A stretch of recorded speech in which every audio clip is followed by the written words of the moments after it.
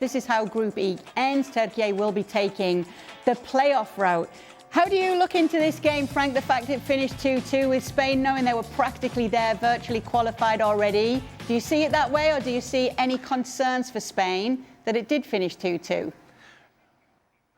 No, not at all. I think it was a special game for Spain. They already knew that it would be qualified. They would never lose 7-0 against Turkey. Turkey proved that they had pride and they worked hard.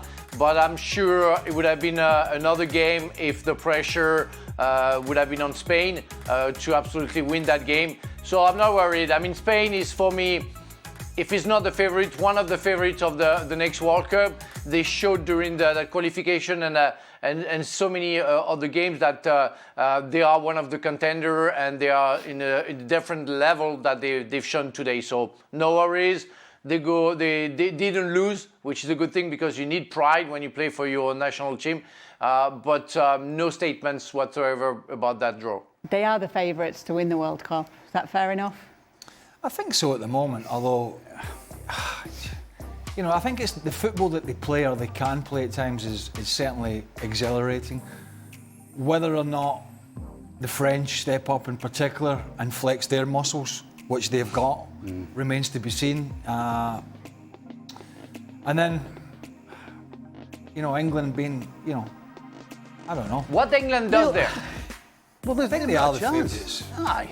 I mean, Argentina, yeah, they're going to be a threat, but it's all built still around Messi, isn't it? And Brazil, even though with Ancelotti in there, you wouldn't be convinced about it. Germany played really, really well yesterday, but then this Slovakian side, they've been up and down.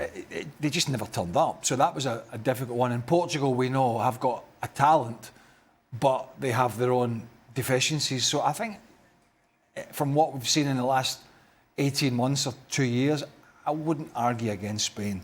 But it's not as simple as that. No, the problem is you don't want to be the favourites right now. You want to be the favourites going into the tournament.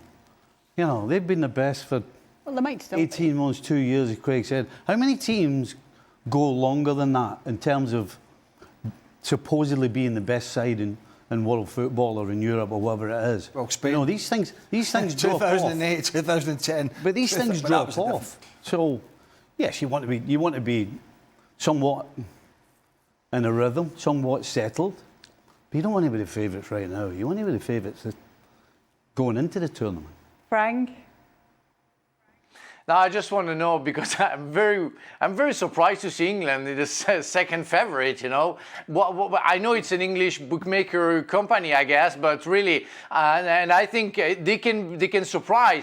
But when you see Portugal being only 6, you know, France behind England, and Argentina, the World Cup, the former World Cup winner, being only 5th, I wonder why you have to put England second if it's not only for business. I really wish to England to do well, but they have to stop that because it's not fair for the other countries. They shouldn't be second. Not fair. But you are right, though. I mean, England, you know, they've had a better spell getting to the semi-final of the World Cup. Lost to Croatia, final of the Euros, lost in penalties. Got a more experienced manager, but haven't won anything tangible since '66, whereas France have got, and Spain and others have got the historical value of knowing that they can get over the line, particularly this French team. There's a lot of players in this, there's a lot of new players, but there's a lot of players that have been tried and trusted as well and know they can have success. I think the French, I think down to how their manager approaches it. I know he's finishing, I think, after the World Cup. But I do think sometimes, although they've had success, he does hold them back a little bit. And it'll be interesting to see if he takes the reins off in North America. They're definitely a bigger threat to Spain, I would say, than England.